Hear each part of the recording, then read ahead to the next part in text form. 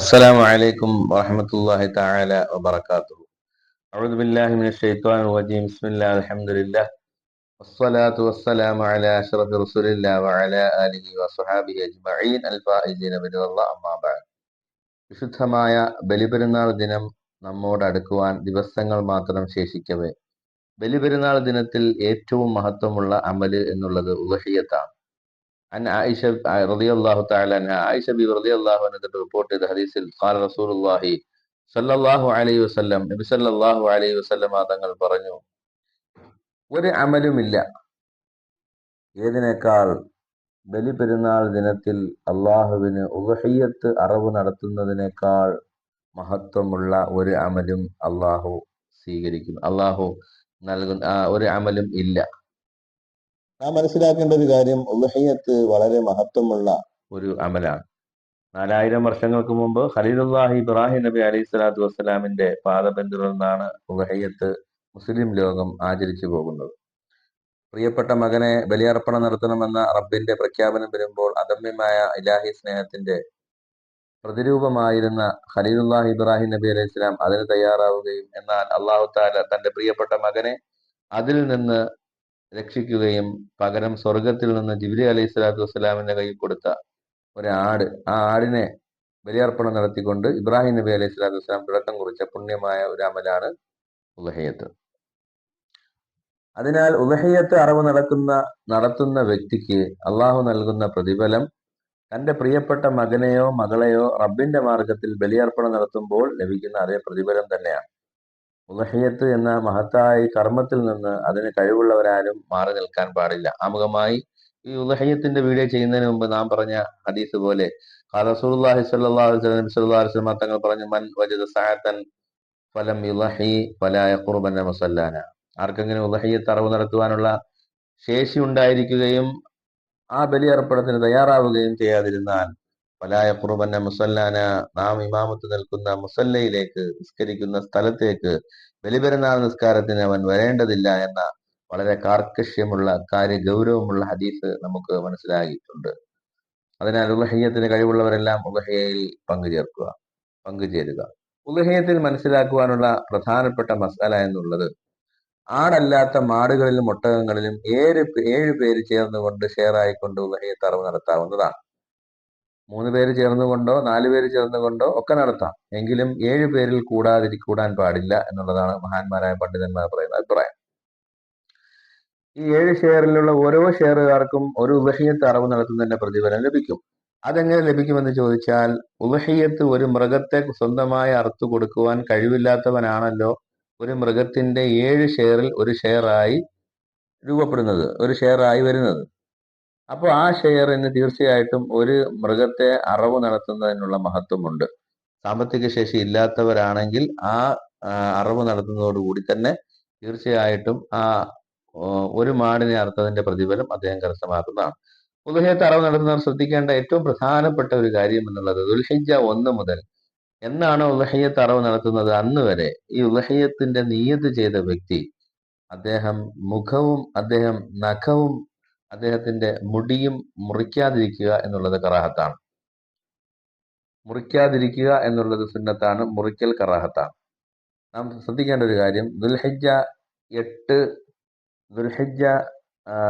1 വരുന്ന ഇംഗ്ലീഷ് മാസം 8-ാം തീയതി, അതായത് ജൂൺ 8, ഒന്നുകിൽ 8 അതല്ലെങ്കിൽ 9, ശനിയാഴ്ചയോ ഞായറാഴ്ചയോ ആയിരിക്കും ഇൻഷാ അള്ളാഹ് ദുൽഹിജ്ജ 1 വരുന്നത്. 29 ഉള്ളതെങ്കിൽ ഇൻഷാ അള്ളാഹ് ശനിയാഴ്ച വരും. വെള്ളിയാഴ്ചയോടുകൂടി 29 അവസാനിച്ച് ശനിയാഴ്ച പിറ കാണുകയാണെങ്കിൽ ഇൻഷാ അള്ളാഹ് വെള്ളിയാഴ്ച സൂര്യാസ്തമയ ദിശം പിറ ദർശിക്കുകയാണെങ്കിൽ ശനിയാഴ്ച 1 വരും. അതല്ലെങ്കിൽ ശനിയാഴ്ച 30 പൂർത്തിയാക്കിക്കൊണ്ട് ഞായറാഴ്ച ദിവസം ദുൽഹിജ്ജ 1 വരും. അതായത് വരുന്ന ജൂൺ മാസം 8-ഓ 9-ഓ തീയതികളിലായിരിക്കും ഇത് രണ്ടും സംഭവിക്കുക. അപ്പോൾ ഇതിൽ ഏതെങ്കിലും ഒന്ന്, 8-ാം തീയതി ആണെങ്കിൽ അങ്ങനെ, 9-ാം തീയതി ആണെങ്കിൽ അങ്ങനെ. അന്ന് ദുൽഹിജ്ജ തുടങ്ങിക്കഴിഞ്ഞാൽ പിന്നെ ആ ദുൽഹിജ്ജ 1 മുതൽ ബലിയർപ്പണം നടത്തുന്ന ദിവസം വരെ ഈ ഉദ്ഹിയ്യത്തിന്റെ നിയ്യത്ത് ചെയ്ത വ്യക്തി നഖവും മുടിയും ഛേദിക്കാൻ പാടില്ല. അത് വളരെ ശ്രദ്ധിക്കേണ്ട ഒരു കാര്യമാകുന്നു. ഉദ്ഹിയ്യത്ത് അറവിന് നിയ്യത്ത് ചെയ്ത വ്യക്തി ആ സ്ഥലത്ത് ഹാജരാകലും വക്കാലത്ത് കൊടുക്കലും ഒക്കെ സുന്നത്താണ്. തനിക്ക് അറുക്കാൻ കഴിയുന്നില്ല എങ്കിൽ അറവ് നടത്തുവാൻ ഒരാളെ ആ 7 ഷെയറിലുള്ള എല്ലാവരും കൂടി തെരഞ്ഞെടുത്ത് അയാൾക്ക് വക്കാലത്ത് കൊടുത്ത് എന്റെ സുന്നത്തായ ഉദഹയ്യത്തിനെ അറക്കുവാൻ, അല്ലെങ്കിൽ നേർച്ചയായ ഉദഹയത്താണെങ്കിൽ എന്റെ നേർച്ചയായ ഉദഹയത്തിനെ അറവ് നടത്തുവാൻ താങ്കളെ ഞാൻ ഏൽപ്പിച്ചിരിക്കുന്നു എന്ന് അയാളോട് പറയുകയും അയാൾ വിസമ്മതിക്കാതിരിക്കുകയും ചെയ്താൽ മതി. ഈ വക്കാലത്ത് കൊടുക്കുമ്പോൾ അതിന് കബൂലിയത്ത് നിർബന്ധമില്ല, കബൂല് നിർബന്ധമില്ല, ഈജാബ് മതി. അയാൾ വിസമ്മതിക്കാതിരിക്കണം എന്നുള്ളത് ഷർത്താണ്. അയാളത് മൗനമത്തോടുകൂടി അനുവദിച്ചാലും അംഗീകരിച്ചാലും മതിയാവുന്നതാണ്. അങ്ങനെ ആ അറവ് നടത്തുന്ന സമയത്ത് അവിടെ ഹാജരാകലും അറവ് നടക്കുമ്പോൾ തക്ബീർ ചൊല്ലലും അല്ലാഹുമ്മ ഹാദാ മിങ്ക വ ഇലൈക ഫതഖബ്ബൽ മിന്നി എന്ന് പ്രാർത്ഥിക്കലും സുന്നത്താണ് എന്ന് റസൂലുള്ളാഹി സ്വല്ലല്ലാഹു അലൈഹി വസല്ലം തങ്ങൾ പഠിപ്പിച്ചു. അല്ലാഹുമ്മ ഹാദാ മിങ്ക, അല്ലാഹുവേ ഇത് നിന്നിൽ നിന്നുള്ളതാണ്, വ ഇലൈക ഇത് നിന്നിലേക്കുള്ളതാണ്, ഫതഖബ്ബൽ മിന്നി നീ എന്നിൽ നിന്ന് സ്വീകരിക്കണം എന്നാണ് ആ ദുആന്റെ അർത്ഥം. ഇങ്ങനെ ദുആ ചെയ്യൽ സുന്നത്താണ്. ഉദഹയത്ത് അറവിന് നിയ്യത്ത് ചെയ്ത വ്യക്തി മാത്രമേ നഖവും മുടിയും മുറിക്കേണ്ടതായിട്ടുള്ളൂ. അദ്ദേഹത്തിന്റെ കുടുംബാംഗങ്ങൾ അങ്ങനെ ചെയ്യേണ്ടതില്ല, അവർക്ക് കറാഹത്തില്ല. മുടിയും നഖവും മുറിക്കുന്നത് കൊണ്ട് കറാഹത്തില്ല. എന്നാൽ പ്രതിഫലത്തിൽ നിയ്യത്ത് ചെയ്യുന്നവരും കുടുംബത്തിലുള്ളവർക്കും പ്രതിഫലത്തിൽ അല്ലാഹു തആല ഉൾപ്പെടുത്തുമെന്ന് ആദരവായ റസൂലുള്ളാഹി സ്വല്ലല്ലാഹു അലൈഹി വസല്ലം തങ്ങൾ പഠിപ്പിച്ചിട്ടുണ്ട്. സിറാത്ത് പാലം, നരകത്തിന്റെ മുകൾ ഭാഗത്ത് നാട്ടപ്പെട്ട മുടിയേക്കാൾ നേർമയുള്ള വാളിനേക്കാൾ മൂർച്ചയുള്ള അന്ധകാര നിബിഡമായ ഒരു പാലമാണ് സിറാത്ത്. ഈ പാലത്തിലൂടെ കടന്നു വേണം സ്വർഗത്തിലേക്ക് ഓരോ സത്യവിശ്വാസികൾക്കും എത്താൻ. ആ ഒരു വലിയ ടാസ്ക് അവിടെയുണ്ട്. ആ സിറാത്ത് പാലത്തിന്റെ വേളയിൽ ദുർഘടമായ, എല്ലാ സത്യവിശ്വാസികളും ഭയപ്പെട്ടു പോകുന്ന, ഭയവിഹ്വലതയുടെ, ആശങ്കയുടെ മുൾമുനയിൽ നിൽക്കുന്ന ആ സന്ദർഭത്തിൽ ഉലഹിയത്ത് അറവ് നടത്തുന്ന വ്യക്തികൾക്ക് അവർ അറവ് നടത്തിയ മൃഗങ്ങൾ വാഹനങ്ങളായി അവിടെ എത്തുകയും അതിലൂടെ അദ്ദേഹം സഞ്ചരിച്ച് സ്വർഗത്തിൽ എത്തുകയും ചെയ്യുമെന്ന് ആദരവായ റസൂലുള്ളാഹി സ്വല്ലല്ലാഹു അലൈഹി വസല്ലം തങ്ങൾ പറഞ്ഞു.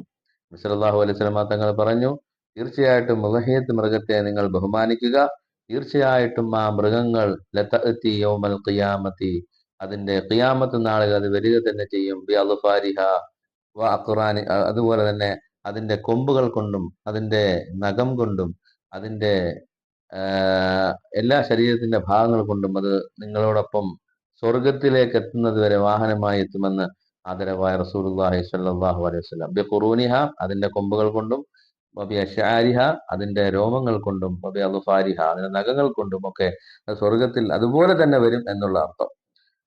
ഇതിന്റെ പ്രതിഫലം വളരെ മഹത്വമാണ്. നബി സല്ലല്ലാഹു അലൈഹി വസല്ലം തങ്ങൾ പറഞ്ഞു, ആരെങ്കിലും അള്ളാഹുവിന്റെ മാർഗത്തിൽ ബലിയർപ്പണം നടത്തിയാൽ അതിന്റെ പ്രതിഫലം അതിന്റെ ആ ജീവിയുടെ രക്തത്തുള്ളി ഭൂമിയിൽ വീഴുന്നതിന് മുമ്പ് തന്നെ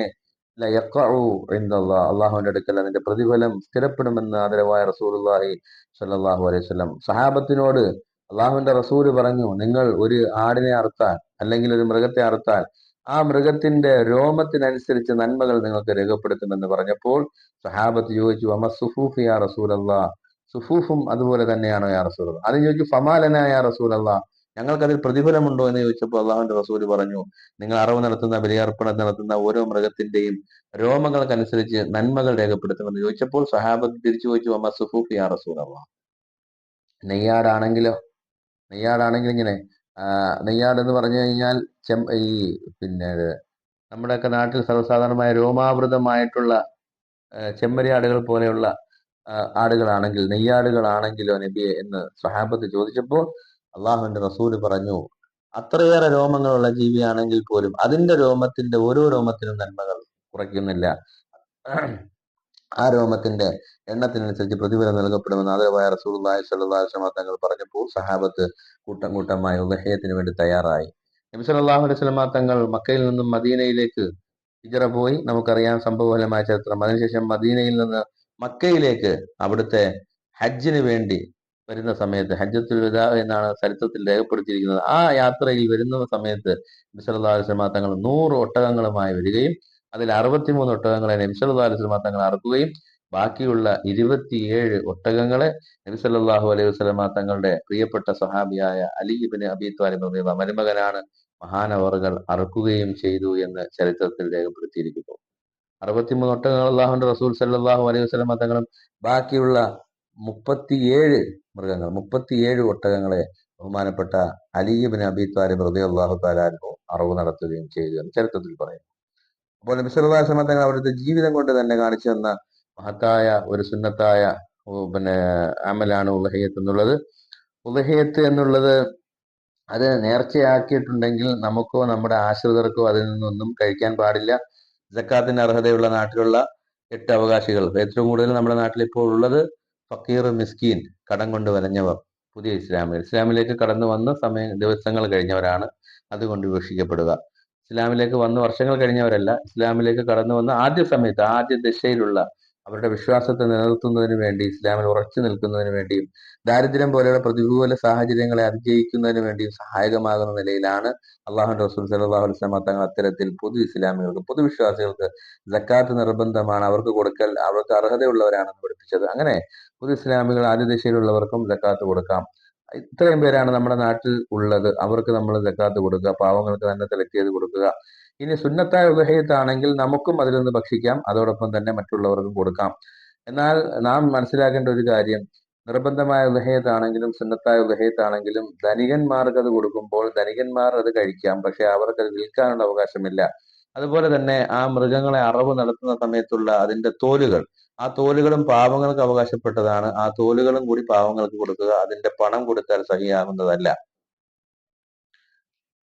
അതുപോലെ തന്നെ നമ്മൾ മനസ്സിലാക്കേണ്ടത് കാണാം, ഉദഹയ്യത്ത് മൃഗത്തെ വളരെയേറെ ബഹുമാനിക്കണം, അറവ് നടത്തുന്ന സമയത്തും ബഹുമാനിക്കണം. അതിനെ ഖിബ്നയുടെ ഭാഗത്തേക്ക് തിരിച്ചു കിടത്തുകയും അതിന് വെള്ളം ഉറ്റിച്ച് അതിന്റെ വായിൽ കൊടുക്കുകയും വേണം. നിർബന്ധപൂർവ്വം കൊടുക്കേണ്ടതില്ല, ആവശ്യമുണ്ടെങ്കിൽ വെള്ളം കൊടുക്കുക, ബിസ്മില്ലാഹി ചൊല്ലി അറവ് നടത്തുക. അതുപോലെ തന്നെ അറവ് നടക്കുന്ന സമയത്ത് തക്ബീർ ചൊല്ലുക, വളരെ മൂർച്ചയുള്ള കത്തി കൊണ്ട് അതിവേഗം അതിനെ അറവ് നടത്തുക. മറ്റുള്ള മൃഗങ്ങൾ കാണുന്ന നിലയിൽ അറവ് നടത്താതിരിക്കുക. അതുപോലെ അതിന്റെ 4 കാലുകളും ഒന്നിച്ച് കെട്ടാതെ ഒരു കാലെങ്കിലും അതിന് പിടയാനുള്ള സാഹചര്യം ഒരുക്കിക്കൊണ്ട് റിലീസ് ചെയ്തുകൊണ്ട് അറവ് നടത്തുക. ഇത്രയും കാര്യങ്ങൾ ശ്രദ്ധിക്കുക. ചില നാടുകളിൽ അറവ് നടത്തുമ്പോൾ ആ മൃഗത്തിന്റെ മുകളിൽ കയറി നിന്ന് മുട്ടുകാലൊക്കെ വരുത്തി വെച്ച് അതിനെ മെതിക്കുന്ന രീതിയിലൊക്കെ ചില ആൾക്കാർ അതിനെ ഉപദ്രവിക്കാറുണ്ട്. ഒരിക്കലും അങ്ങനെ ഉപദ്രവിക്കരുത്, അതിനൊരു ഭയം ഉണ്ടാക്കുന്ന ഒരു അവസ്ഥ ഉണ്ടാക്കരുത്. അള്ളാഹു സുബ്ഹാനഹു വതആല നമ്മൾ ഈ പറഞ്ഞതും കേട്ടതും ഒരു സാലിഹായ അമലായി സ്വീകരിക്കുമാറാകട്ടെ. എന്റെ സുന്നത്തായ ഉദഹയ്യത്തിനെ ഞാൻ കരുതി എന്നാണ് സുന്നത്തായ ഉദഹയ്യത്തിൽ നിയ്യത്ത് ചെയ്യേണ്ടത്. നേർച്ചയുള്ള ഉദഹയ്യത്താണെങ്കിൽ എന്റെ നേർച്ചയാക്കപ്പെട്ട ഉദഹയ്യത്തിനെ ഞാൻ കരുതി എന്ന് കരുതാം. 7 ഷെയറിൽ ഒരു ഷെയർ ഉദഹയ്യയ്ക്കും, മറ്റൊരു ഷെയർ അക്കീക്കയ്ക്കും, മറ്റൊരു ഷെയർ വെറുതെ ഇറച്ചി ഭക്ഷിക്കുന്നതിന് വേണ്ടിയിട്ടോ എങ്ങനെയും കരുതാവുന്നതാണ്. 7 ഷെയറും കരുതാവുന്നതാണ്. ഓരോരുത്തരും ഒരു ഷെയർ ആയിട്ടാണ് കൊടുക്കേണ്ടത്. ഒരു ഷെയർ, ഒരു പകുതി ഒരാളും മറ്റൊരു ഷെയർ പകുതി ഒരാൾ, അങ്ങനെ പകുതി പകുതി ചേർന്ന ഒരു ഷെയർ ആവരുത്. ഓരോരുത്തരും ഓരോ ഷെയർ. 70,000 രൂപയുടെ ഒരു കാര്യം വാങ്ങുകയാണെങ്കിൽ ഓരോ ആളുകൾ 10,000 രൂപ വെച്ച് ചേരുക. അള്ളാഹു സുബ്ഹാനഹു വതആല തൗഫീഖ് ചെയ്യുമാറാകട്ടെ. അസ്സലാമു അലൈക്കും വറഹ്മത്തുള്ളാഹി വബറകാതുഹു.